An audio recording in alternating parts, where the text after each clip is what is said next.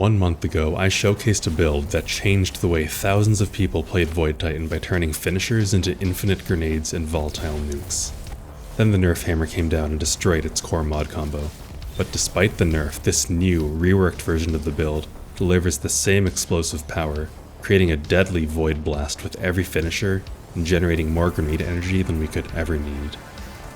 What is going on, Guardians? Dorvarich here, and in this video I'll be showcasing an updated Sentinel build after the empowered finish stacking nerf.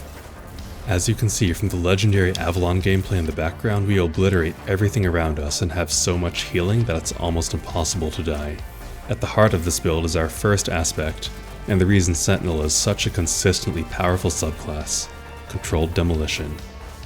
Controlled Demolition applies the Volatile debuff to anything we hit with an ability, causes our volatile explosions to spread more volatile, and heals us and our teammates when the explosions go off. We're going to be spreading a lot of volatile from several different sources, so this aspect will drown our enemies in purple haze, while we and our teammates get so much healing that we're nearly invincible. Our second aspect, Offensive Bulwark, accelerates our grenade cooldown and buffs our melees while we have a Void Overshield. This grenade cooldown boost helps us reliably get back that last little bit of energy that our finisher doesn't refund. But the most important benefit of this aspect is the additional fragment slot compared to Bastion. Especially after the finisher stacking nerf, the additional slot is essential to have this build do everything we want it to. Our grenade ability of choice is the VORTEX grenade, which is unparalleled in its consistency, ease of use, and ability to constantly reapply volatile through controlled demolition. Our melee ability, Shield Bash, is a shoulder charge that generates a full Void Overshield on kill, and leaves anything strong enough to survive the hit suppressed and unable to act. We use this over shield throw because it can more reliably land killing blows, which is important for reasons I will cover soon. Our fragments help our ability uptime and enhance our damage and survivability, starting with Echo of Provision. Echo of Provision refunds melee energy when we connect with our grenade, and since we have practically unlimited grenade energy, this allows our melee ability to reap a portion of those benefits. Every tick of Vortex grenade will trigger this, resulting in an exceptionally quick melee recharge.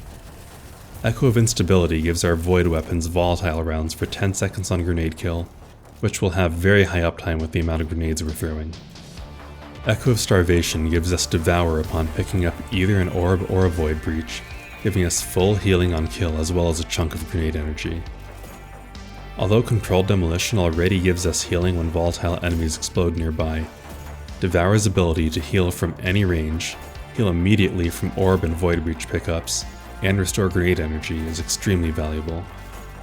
Our final fragment, Echo of Cessation, creates a void breach on volatile kill and causes our finishers to spread the volatile debuff around us. While this is strong on its own, the real magic happens when we combine Echo of Cessation with our exotic armor piece of choice, Severance Enclosure. Severance Enclosure makes our powered melee kills and finishers trigger an explosion, the size and damage of which scales with the tier of the enemy we kill, with finishers creating an even larger explosion. When we use this alongside Echo of Cessation and finisher an enemy, first everything around us becomes primed with volatile thanks to Echo of Cessation. Then the Severance explosion goes off immediately afterwards and detonates the volatile enemies, turning our finisher into a room-clearing nuke. And thanks to Controlled Demolition, this nuke will give our whole fire team a burst heal, and further spread volatile to anything that survives the blast. Since we're using our finisher so frequently, our mod package takes advantage of our finisher to power a devastating ability loop. The most important mod is Explosive Finisher, which consumes stacks of armor charge on finisher to give us a nearly full grenade energy refund, provided that we have at least 3 stacks. We get our stacks by picking up orbs, which we have 4 different ways to generate. Harmonic Siphon generates orbs when we get multi-kills with the Void weapon, and thanks to Echo of Instability and Controlled Demolition, our Void weapons will be extra deadly, making this very easy to achieve. Reaper generates an orb on our next weapon kill after casting our Barricade. Firepower generates an orb when we kill something with our grenade, and although it has a 1-second cooldown, we can frequently create multiple orbs in the span of one Vortex grenade as more enemies are pulled inside. Heavy-Handed generates an orb on melee kill, which is why we're using Shield Bash over Shield Throw for its improved ability to get killing blows. All these orb generators provide plenty of orbs to feed our armor charge stacks. The Charged Up mod increases our total armor charge stack capacity from 3 to 4, while Stacks on Stacks gives us an extra stack of armor charge on orb pickup for a total of 2 stacks per orb. With every 2 orbs giving us 4 stacks, we can trigger Explosive Finisher constantly, and with 4 stacks our finisher will refund 80% of our grenade energy. We have other orb payoffs as well outside of the armor charge package, in the form of the Invigoration mod to convert orb pickups into a chunk of melee energy, and Absolution to add a small amount of energy for all abilities when we pick up an orb. We have Momentum Transfer to generate even more melee energy when we connect with our grenade, on top of what we already get from Echo of Provision. We focus our ability energy generation mods on refunding the melee ability because we already get our grenade back from finishers, while our melee both generates overshields and makes orbs to power Explosive Finisher, ultimately giving us more grenades. Proximity Ward gives us a massive 200 HP overshield while we perform a finisher, on top of the 60% damage reduction we normally get, making us practically immortal while we're in our finisher animation, and allowing us to go for finishers that would otherwise be suicidal. The last of our core mods is Ashes to Assets, which gives extra super energy on grenade kill. Both of our super options are top tier, with Sentinel Shield being excellent for fast and safe ad clear, and Ward of Dawn being both a potent damage buff and the best panic button in the game.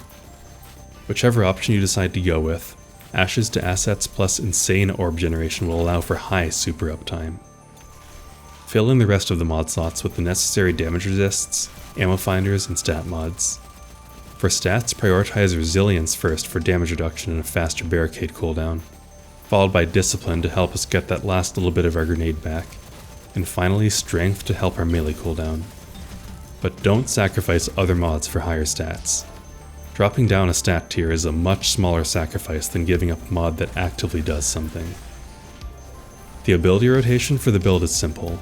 We're aiming to generate and pick up 2 orbs in between each finisher, and expend our grenade before executing the finisher to get value out of the Explosive Finisher refund. We have enough ways to generate orbs that we have plenty of freedom with exactly how we go about this. For example, we could cast Barricade to activate Reaper, and then get a weapon double kill generating 2 orbs. Or we could get a grenade kill and then shield bash something, or any combination of our various ways to make orbs. When we add teammates and their orbs into the equation, it becomes even easier to build up 4 stacks. And of course, once we have 4 stacks of armor charge, finisher an enemy to generate a fresh grenade and nuke everything nearby. I hope you all enjoyed the build and breakdown. Drop a like if you found this video helpful or entertaining, and if you want to see more endgame oriented builds like this one, consider subscribing to the channel. You can find all of my builds in a playlist, which I'll link in the description below.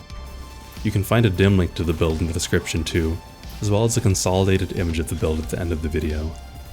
If you have any questions, feel free to ask in the comments. I will do my best to answer every question that comes my way. Thanks for watching, and I will see you in the next one, Guardians.